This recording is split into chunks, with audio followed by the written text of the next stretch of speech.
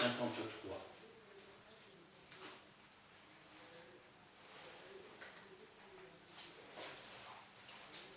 2, 8.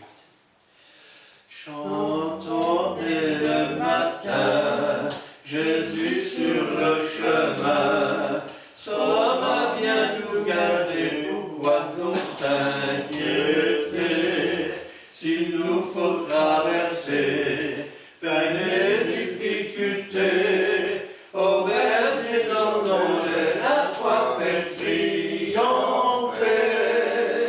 Chantons dès le matin, Jésus sur le chemin, saura bien nous garder, pourquoi donc s'inquiéter, s'il nous faut traverser peine et difficultés, au berger dans l'ombre, la foi fait triompher. Amen. Amen. Pourquoi pas 56 là? Chacun se tourne de chaque jour. 56, pourquoi pas?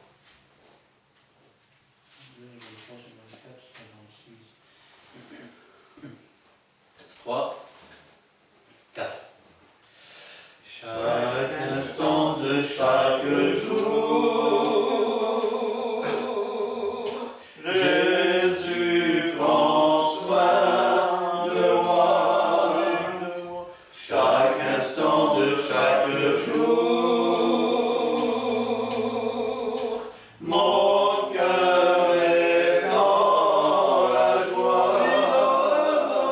Depuis que Christ m'a sauvé, c'est le bonheur. Libéré de mon péché, j'ai la paix dans mon cœur. Amen. Le 88.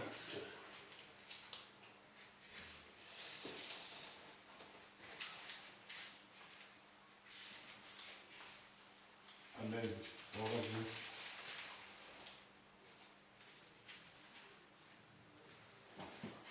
Trois, 4. Oh, vois la puissance sur ton peuple, la puissance d'autrefois. Ouvre les écluses, envoie la puissance sur tous ceux qui sont à toi. Envoie sur chacun des langues de feu, brûlant en nous le péché.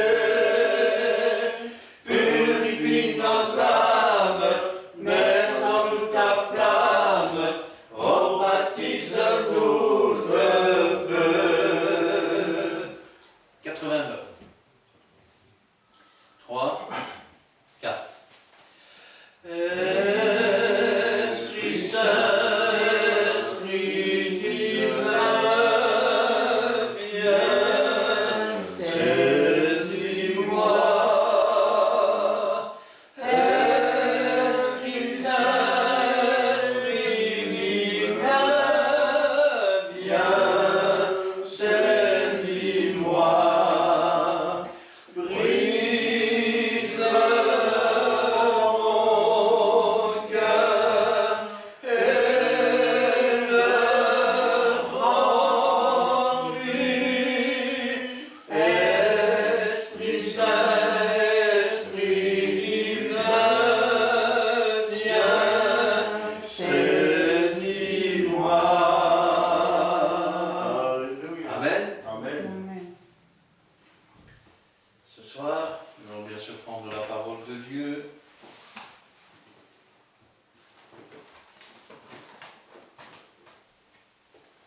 Un instant. Et j'aimerais la prendre avec vous dans l'Épître aux Colossiens, chapitre 3. Et nous lirons à partir du verset 5.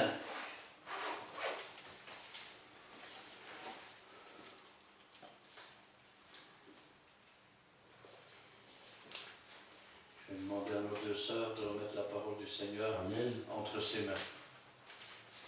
Oui, Seigneur, merci pour ta parole bénie de ce soir que tu as préparée pour chacun de nous. Amen. Viens la bénir. Bénis aussi ton serviteur que tu t'es choisi. Efface-le, Seigneur, pour que ce soit toi qui parles à travers nous. Et dispose ton cœur, Seigneur, afin que nous puissions recevoir entièrement, Seigneur, cette parole, l'accepter, Seigneur, la méditer, mais surtout la mettre en pratique. Aide-nous, Seigneur, à faire ta volonté chaque jour que tu nous donnes. Alléluia. Que ce soit dans la joie ou la tristesse, que ce soit dans la maladie ou la santé, la richesse ou la pauvreté. Donne-nous, Seigneur, de toujours lever les yeux vers toi, de crier à toi, Seigneur, car tout nous vient de toi. Le secours nous vient de toi.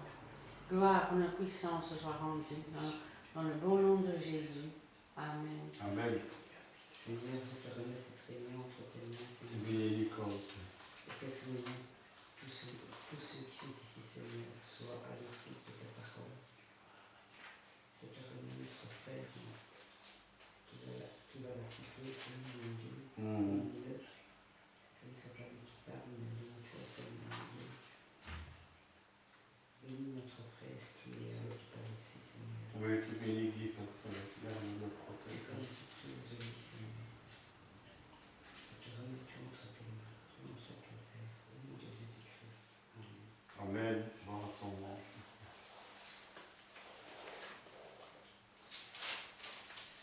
Faites donc mourir les membres qui sont sur la terre.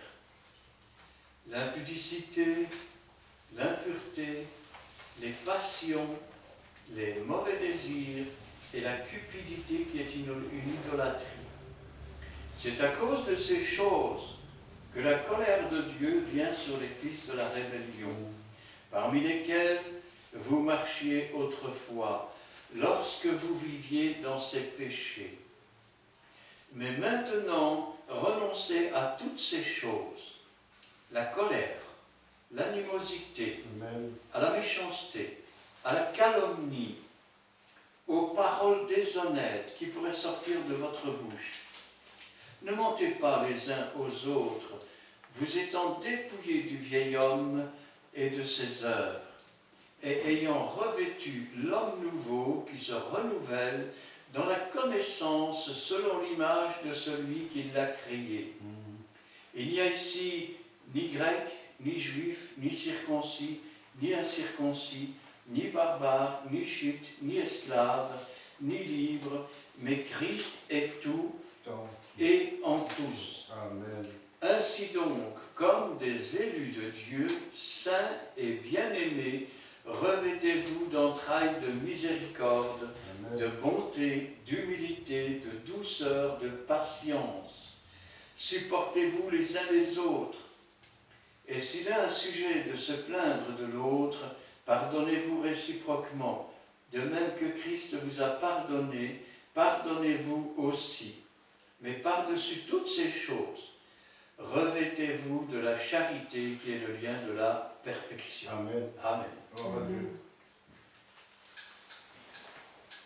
Faites donc mourir les membres. On parle souvent de membres dans la Bible.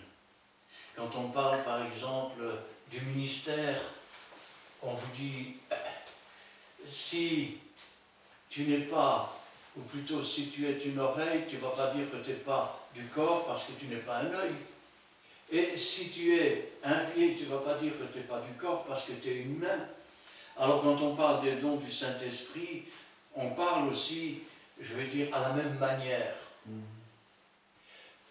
Et ici, on nous fait comprendre autre chose. Il y a certaines choses qui sont comme des membres du corps. Comment expliquer la chose? Nous avons des membres physiques. Et étant tout bébé, on ne savait pas s'en servir. Mettait son pouce dans sa bouche quand c'est pas le doigt de pied. On a appris à marcher à quatre pattes, puis on a appris à marcher sur deux pieds. Puis on a appris à manger avec une cuillère. On a appris aussi à parler parce qu'il a fallu le temps que ce membre se développe.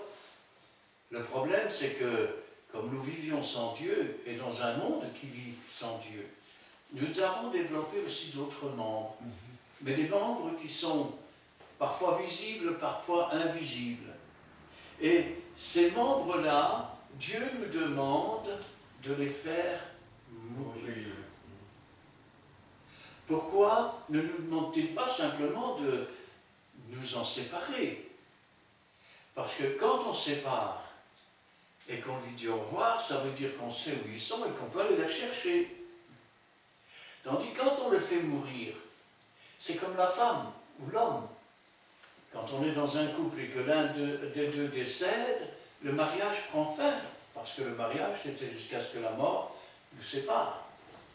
De même, nous ne pouvons pas vivre en nouveauté de vie si nous ne sommes pas, ou en, je vais dire, renaître de nouveau avec Christ, si nous ne sommes pas morts pour le monde. Eh bien, de même, il y a des choses qui ne peuvent s'épanouir et qui ne peuvent grandir en nous si d'autres choses ne meurent pas. Quand vous avez un seau, par exemple, avec de l'eau sale, ben, il va falloir commencer par le vider. Ensuite, on va le rincer avec de l'eau. Et puis, quand il va être bien propre, qu'est-ce qu'on va faire? On va le remplir avec de l'eau propre. Eh bien, une colombe, c'est pareil. Elle ne se pose jamais sur un tas de fumier.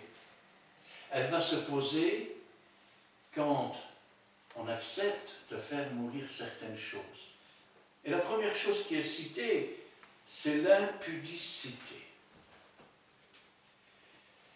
C'est-à-dire les choses qui font que l'on est un être impudique. Ça veut dire qu'on manque de pudeur. Alors, à quoi ça se voit? Ça se voit dans les paroles. Vous savez, je me souviens d'un garçon, on allait le voir, oh, ça va pas, c'est pas terrible, on prie avec lui et tout, ça va mieux maintenant. On sort, on rentre dans l'ascenseur, et on devait aller voir quelqu'un en dessous, mais on s'était trompé d'étage, donc on rappuie, et on ressort à l'étage où on venait sortir.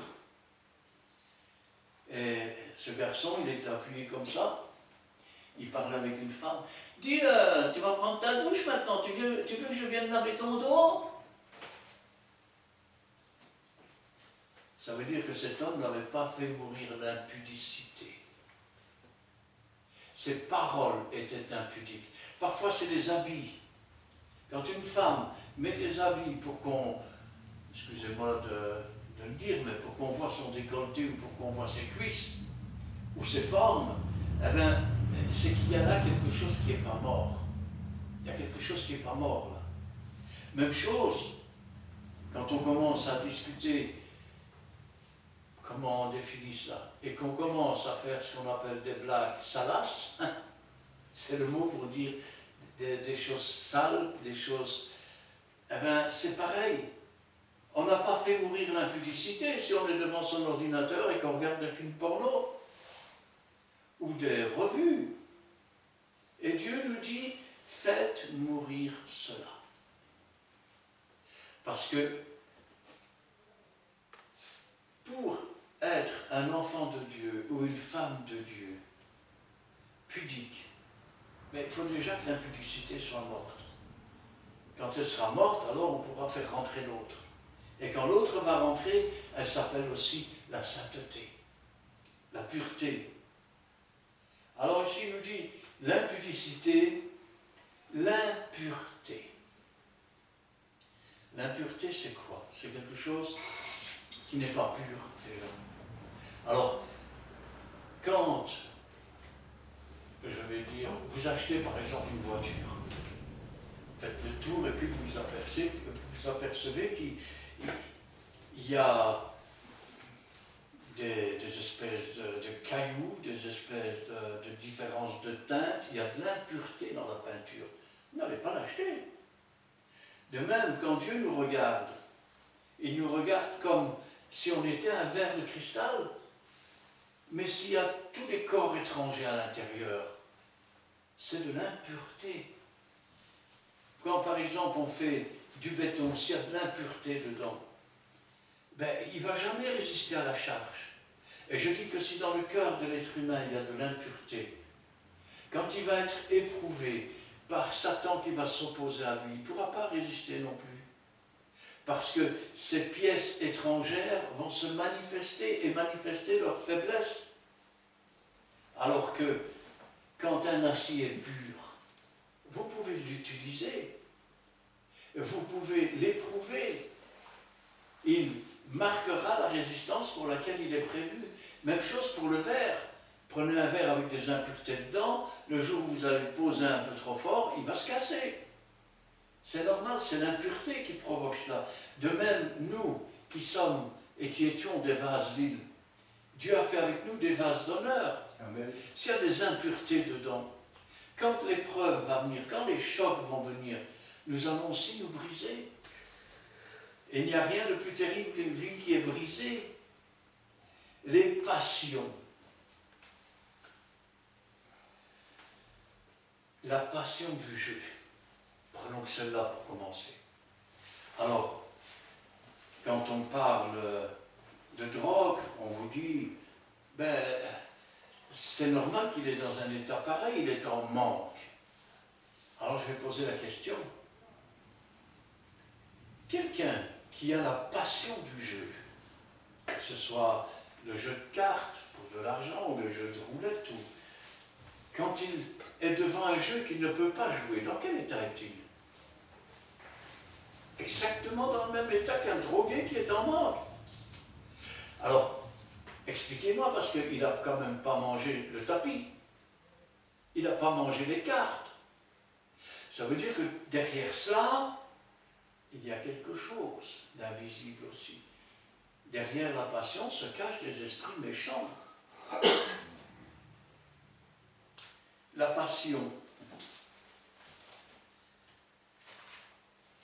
On peut avoir de la passion aussi, je vais dire, pour les femmes, et les femmes pour les hommes.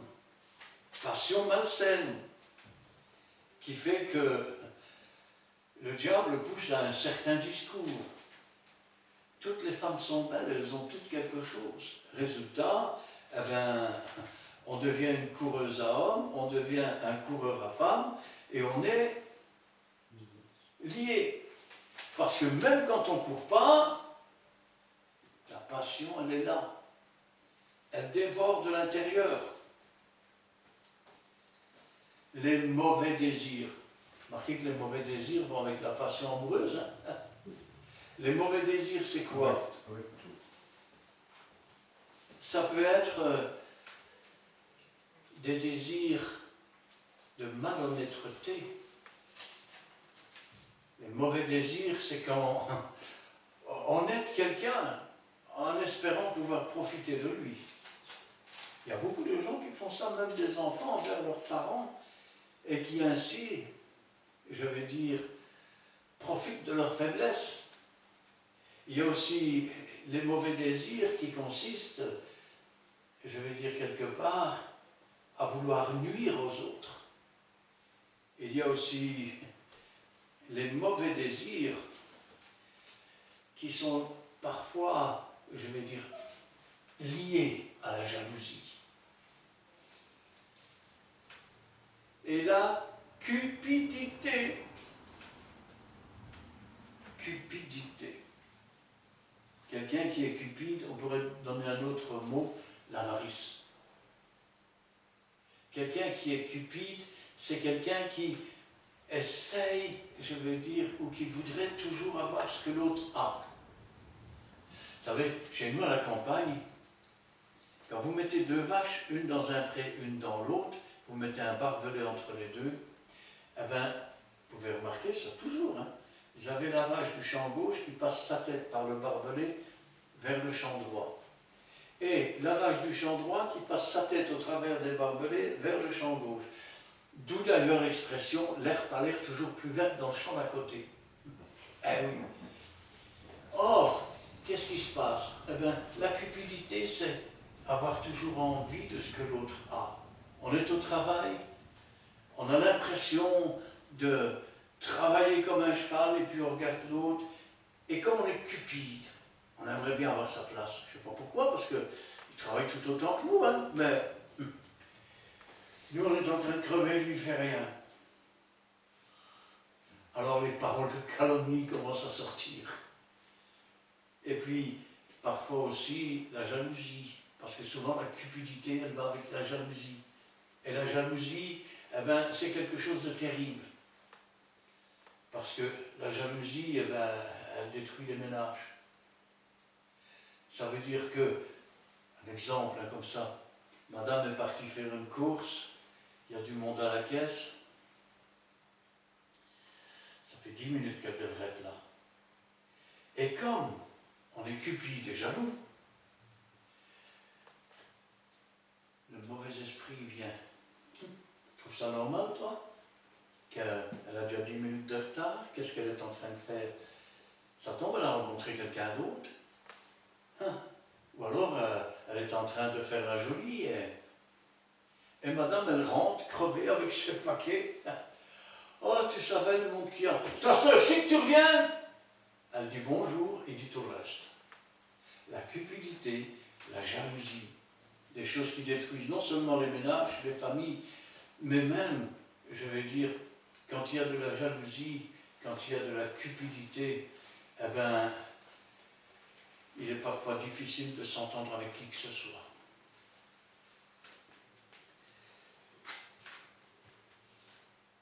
Et la cupidité, nous dit la Bible,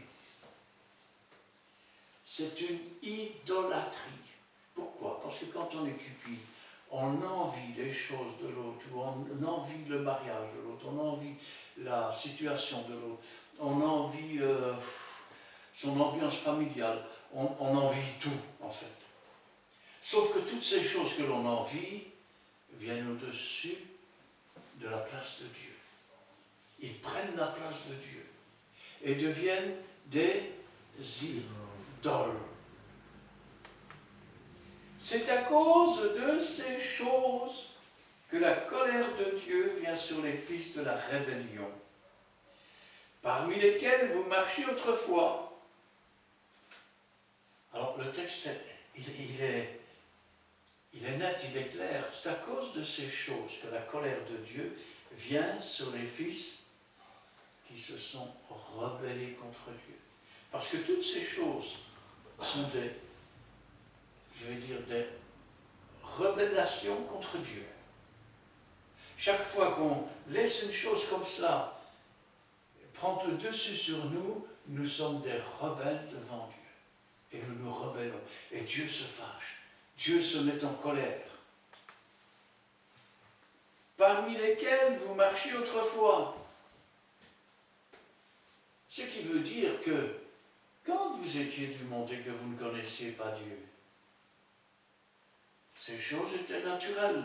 En tout cas, elles vous semblaient naturelles. Quand vous avez appris que Dieu vous a aimé, qu'il vous a sauvé, que vous n'étiez plus obligé d'être esclave de toutes ces choses et que vous pouviez être libéré, vous avez alors appris ce qu'est la liberté, selon les choses par lesquelles vous marchiez autrefois. Autrefois signifie que vous avez abandonné ces choses. Si vous ne les avez pas abandonnées, vous êtes un rebelle ou une rebelle. Si vous continuez à garder ces choses, ça veut dire que vous résistez à Dieu, vous résistez au Saint-Esprit et vous attristez le Saint-Esprit. Ce sont des choses qui sont comme les membres. C'est-à-dire qu'au départ, on n'en savait rien, on a grandi et on a appris à s'en servir. On s'est servi de la jalousie pour opprimer l'autre. On s'est servi de la cupidité pour envier l'autre. On s'est servi, je vais dire, de l'impudicité. Un jour, je me souviens, quand on croit qu'on a tout entendu, on a encore des choses à entendre. Je me souviens d'un chrétien, il se disait chrétien pentecôtiste. Et il me disait, moi je vais dans des camps de nudistes. Je dis pardon. Il me dit, oui, je vais dans des camps de nudistes. Je dis, mais tu sais que dans la plupart de ces camps de nudistes, ce sont des échangistes, ce sont des gens qui essayent d'admirer les petites filles et les petits garçons, ou des hommes qui courent à femmes, et dans la plupart de ces camps, eh ben, ils vont se cacher dans les fourrés pour faire leurs choses en douce. Je dis, c'est Sodome et Gomorrhe. Il me dit, mais Adam et Ève étaient bien nus.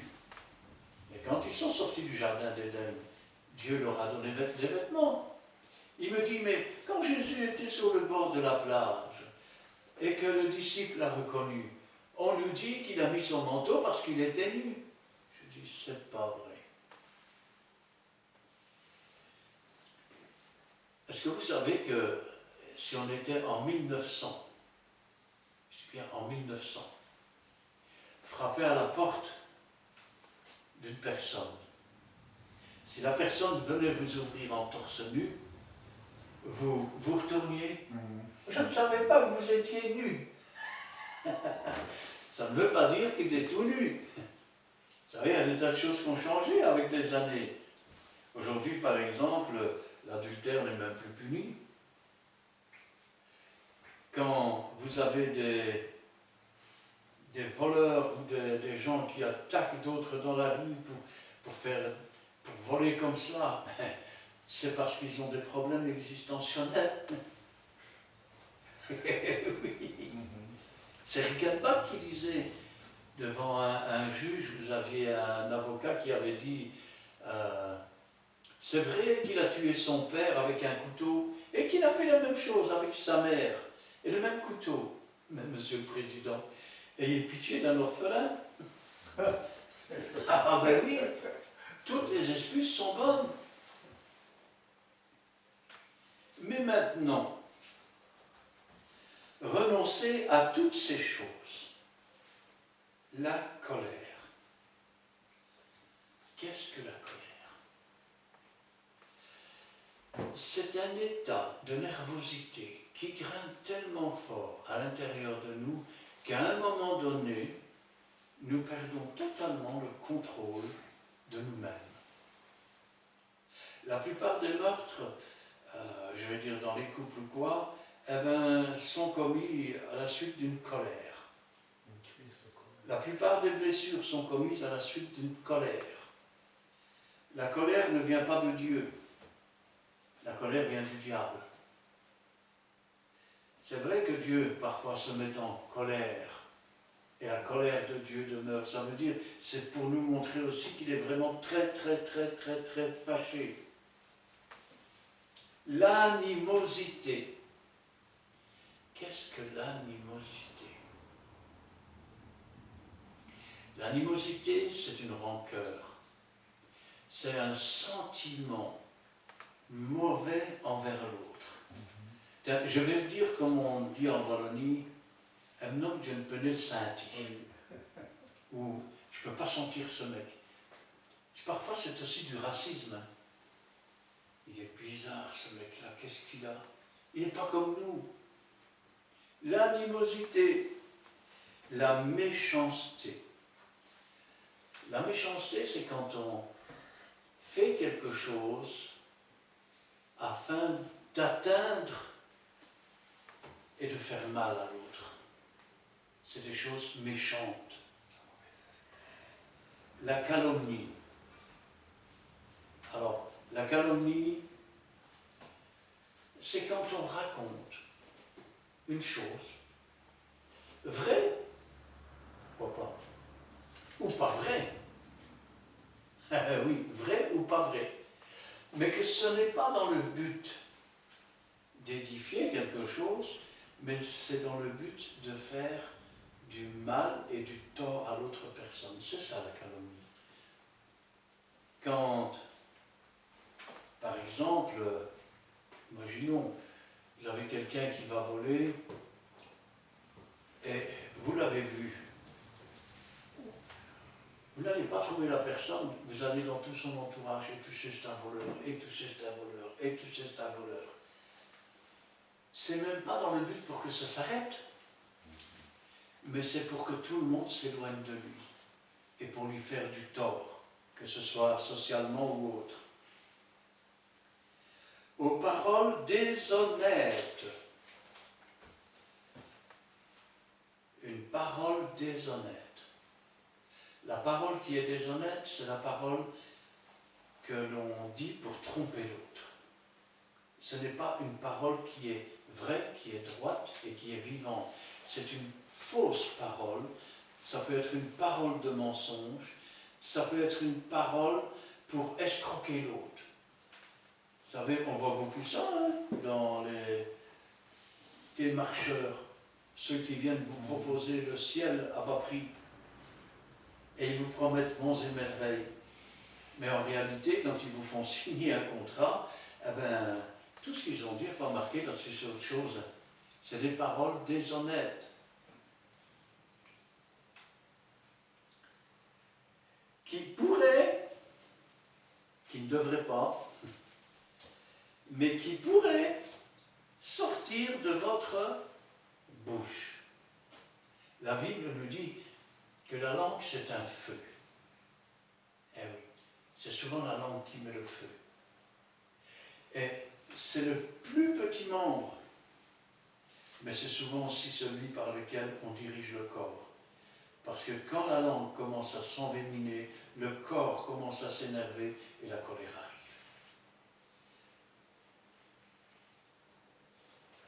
Ne mentez pas les uns aux autres, vous étant dépouillés du vieil homme et de ses œuvres. Ne mentez pas les uns aux autres. Voilà encore un des membres dont on pourrait parler et qui fait partie intégrante de l'homme pécheur.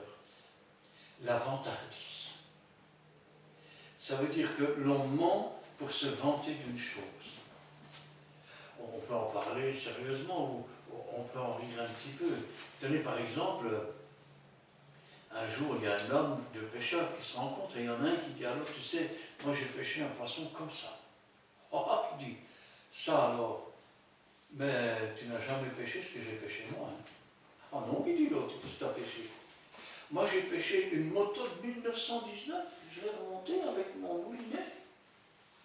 Et tu sais quoi, quand elle est sortie de l'eau, le phare était encore allumé. Et l'autre lui dit non, c'est pas possible. Ah, arrête. Il dit ben écoute, raccourcis ton poisson et moi je vais éteindre le phare.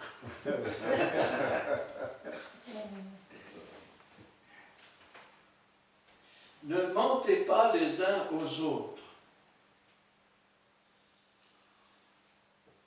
Combien de personnes se sont un jour approchées d'une tribune ou d'autres frères et ont commencé à rendre témoignage.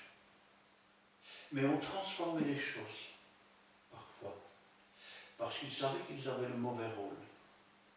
Leur témoignage est nul et non avenu, parce que le diable, le père du mensonge, s'est glissé dedans. Alors que si le témoignage avait été complet et vrai, tel qu'il était, eh bien, le Saint-Esprit aurait pu faire une œuvre là. Et souvent, on prive Dieu de la reconnaissance à laquelle il a le droit. Vous étant dépouillés du vieil homme et de ses œuvres. On se dépouille du vieil homme, de ses œuvres, de l'esprit du vieil homme, des pensées du vieil homme, de la façon de voir du vieil homme. On renonce à tout ce que l'on était, à tout ce qu'on pensait, à tout ce qu'on croyait, à tout ce qu'on trouvait normal, pour se tourner vers celui qui est le Créateur. Dieu, lui, sait ce qu'il y a dans l'homme. Dieu, lui, connaît l'homme. Dieu sait ce que l'homme a besoin. Nous croyons tout connaître. Vous savez, j'ai remarqué une chose. Quand j'étais jeune, et que j'ai commencé à aller à l'école, quand je dis que j'ai commencé, j'ai quand même dû arrêter que j'avais 14 ans parce que mon frère partait au service militaire, ma mère allait mourir, et il avait besoin d'argent. Et tout en allant travailler, j'ai commencé à aller à l'école. Quand j'ai eu mes premiers diplômes, je croyais vraiment tout savoir. Tout. Je suis quelqu'un maintenant, non? Et puis, 30 ans plus tard, après avoir accumulé des diplômes, et je me suis rendu compte d'une chose, c'est que quelle que soit la somme des choses que l'on connaît, il y a tellement de choses sur cette terre qu'on ne connaît encore rien ou qu'une infime partie. Ce qui montre alors que la sagesse commence à entrer. C'est comme les chrétiens, au bout d'un an ou deux, oh, je connais ça, oh, je sais ça. Moi, je peux vous dire qu'après plus de 30 ans, on apprend encore tous les jours. On en voit encore tous les jours. Et Dieu a encore des choses à nous montrer tous les jours. Vous étant dépouillés du vieil homme et de ses œuvres, ayant revêtu l'homme nouveau, Amen. qui se renouvelle. Renouveler. Ça veut dire quoi? Je connais ça maintenant. Ah, c'est pas mal, ça c'est bien. Oui, mais maintenant, je continue. Et maintenant, je vais connaître ça. Ah, maintenant, je connais ça et ça, c'est pas mal. Ah, ben maintenant, je vais continuer. Je connais ça, ça et ça. Renouveler dans la connaissance. Vous savez ce qui est marqué dans la Bible? Mon peuple se meurt, manque de connaissance. Et les pasteurs arrêtent toujours là leur phrase. Vous savez ce qui est marqué tout de suite après? Faut lire plus bas. Parce que tu as rejeté la connaissance. Parce que tu l'as rejetée. C'est pas que Dieu ne voulait pas l'offrir, elle est là. Elle est à disposition. Parce que tu as rejeté la connaissance, je te vomirai de ma bouche. Je t'ôterai de ton sacerdoce. Ayant revêtu l'homme nouveau qui se renouvelle dans la connaissance selon l'image de celui qui l'a créé. Tout disciple accompli est semblable à son maître. Un jour viendra où des hommes comparaîtront et il dira à certains, quand j'ai eu faim, tu m'as donné à manger. Quand j'ai eu soif, tu m'as donné à boire. Quand j'étais malade, tu m'as visité. Donc tu m'as soigné. Quand j'étais en prison, tu m'as visité. Et ils diront, mais Seigneur, quand est-ce qu'on a fait toutes ces choses-là? Et il dira, chaque fois que vous les avez faites à l'un des plus petits des miens. Celui qui vous reçoit, dit Jésus, me reçoit. Celui qui ne vous reçoit pas, ne me reçoit pas. Il n'y a ici ni grec, ni juif, ni circoncis, ni incirconcis, ni barbare, ni chute, ni esclave, ni libre, mais Christ est tout et en tous. Que veut dire cette phrase bizarre? Nous savons qu'il y a des juifs chrétiens circoncis. Il y a des gentils, pour reprendre le terme des juifs, ou des inconvertis, non pas des inconvertis, des convertis mais qui ne sont pas juifs, et qui ne sont pas circoncis. Alors pourquoi dit-il il n'y a pas de circoncis, d'incirconcis, il n'y a pas de chute? Parce qu'en Jésus-Christ, nous sommes un peuple. Amen. Et nous sommes le peuple de Dieu. Amen. Nous marchons comme des étrangers sur la terre. Nous considérons notre corps comme une tente. Et la seule chose que nous désirons, c'est revêtir notre domicile céleste.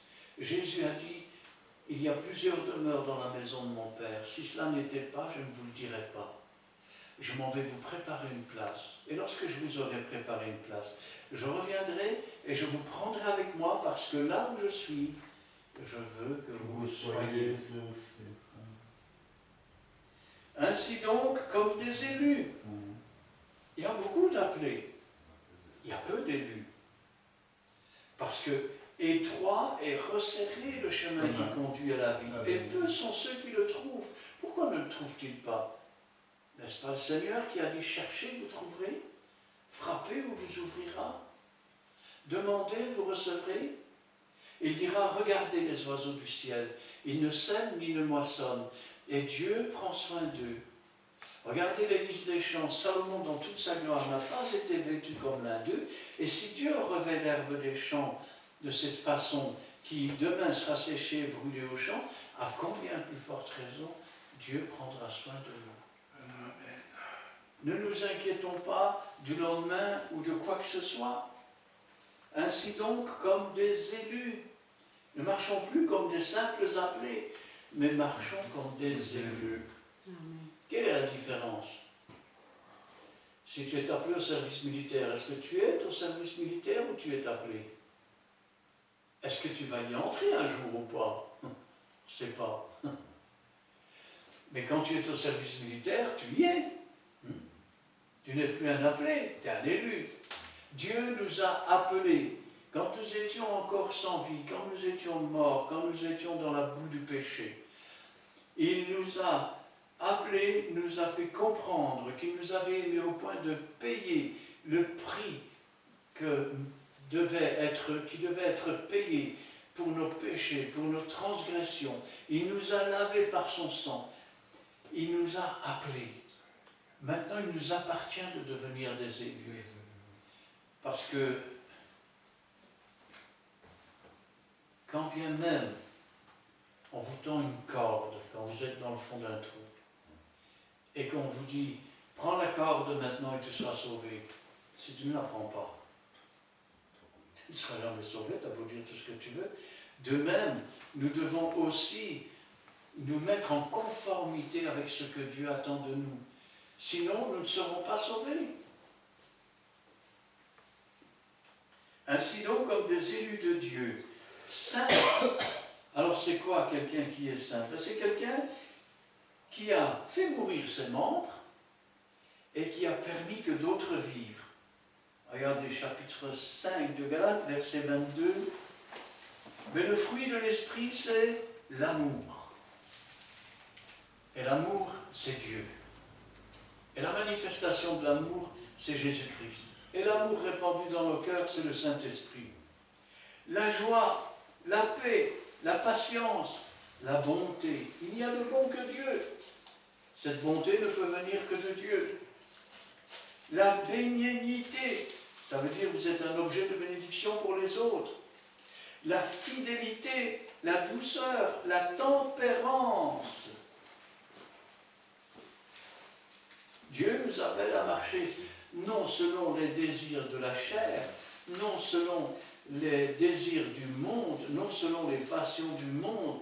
Il nous appelle à marcher selon l'Esprit Saint, selon la parole de Dieu, selon les directives de Dieu.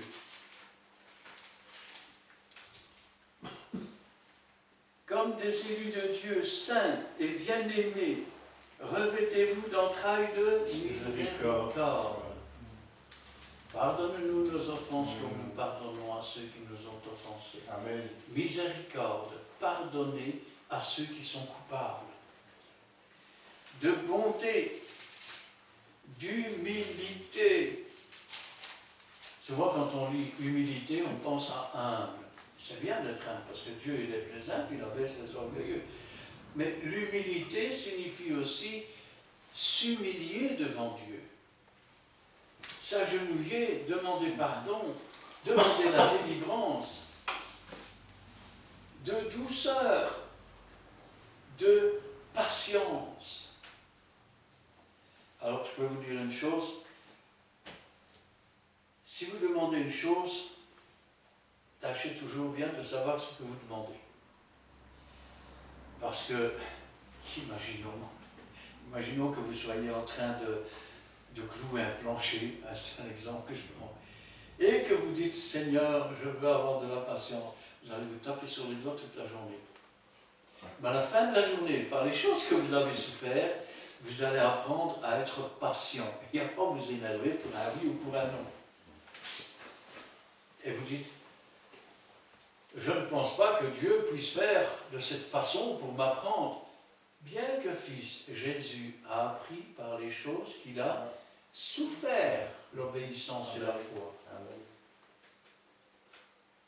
Supportez-vous les uns les autres. Quand on lit cette phrase, c'est navrant. Combien de fois j'ai entendu ça dans les églises? Ben oui, mais si tu veux, il faut bien que je le supporte. Hein. C'est pas ça que ça veut dire. Hein. Supportez-vous les uns les autres. Nous qui sommes chrétiens, voilà comment on interprète les choses. Et les gens qui sont dans le monde, quand ils vont voir un match de football, qu'est-ce qu'ils font? C'est des gens qui sont là pour supporter, non? Alors ça veut dire quoi, supporter? Allez mes frères, allez mes sœurs, debout pour le Seigneur, allez on va marcher ensemble. Allez mes frères, allez mes sœurs, allez. Vous dites, il est fou. On ne fait pas ça dans une église, c'est bien dommage. Si on le ferait, il y aurait bien plus de réveil. Supportez-vous les uns les autres. Et s'il a un sujet de se plaindre de l'autre, pardonnez-vous réciproquement. Si tu as quelque chose contre ton frère, avant d'apporter ton offrande, avant de prier, va voir ton frère, aidez-lui. Ben oui. Et comme ça, s'il te pardonne, ben, tu as gagné un frère. Et si vous vous pardonnez mutuellement, ben, vous pouvez repartir bras dans le bras et offrir vos sacrifices ensemble. Dieu, voyant cela, il va agréer. Mais si vous faites comme Caïn, vous apportez votre offrande, et puis vous tuez votre frère avec la langue. Il ne faut pas toujours un caillou hein, pour tuer. Il y a des paroles qui font du mal. Supportez-vous les uns les autres, et s'il a un sujet de se plaindre de l'autre, pardonnez-vous réciproquement. De même que Christ vous a pardonné, pardonnez-vous aussi. Rappelez-vous cette prière du Notre Père. Pardonne-nous nos offenses. Comment dois-tu nous pardonner nos offenses, Seigneur? Comme nous pardonnons à ceux qui nous ont offensés.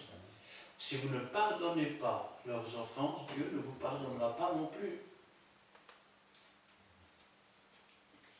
Mais par-dessus toutes ces choses, revêtez-vous de la charité. Alors, aujourd'hui, c'est comme beaucoup de choses, on a changé le sens des mots. Dès qu'on utilise le mot charité, la charité, s'il vous plaît, c'est pas ça que ça veut dire. Ça ne veut pas dire tendre la main pour avoir de l'autre.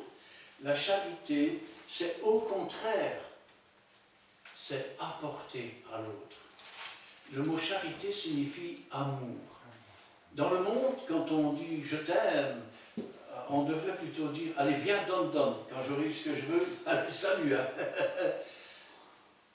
Dans la Bible, la charité, c'est l'amour. Et ce n'est pas prendre à l'autre ou prendre l'autre, c'est donner à l'autre. Dieu a prouvé son amour dans ce qu'il a donné son Fils. Jésus a prouvé son amour dans ce qu'il a donné sa vie sur la croix du Calvaire. Jésus a prouvé son amour dans ce qu'il est monté au ciel. Rappelez-vous, il a dit, il est avantageux que je m'en aille. Il aurait bien voulu rester. Mais il est encore plus avantageux que je m'en aille. Sinon le Saint-Esprit ne viendra pas. Et il voulait qu'on reçoive. Ça veut dire qu'il nous aimait, pas pour nous prendre quelque chose, mais pour nous donner. Quand on parle de ces choses qu'il faut faire mourir, Dieu ne nous demande pas de nous dépouiller. Il nous demande de nous revêtir de l'homme nouveau. Amen. Mais pour que l'homme nouveau soit revêtu, il faut d'abord jeter le manteau de l'homme ancien. Amen. Amen. Amen. Nous allons prier.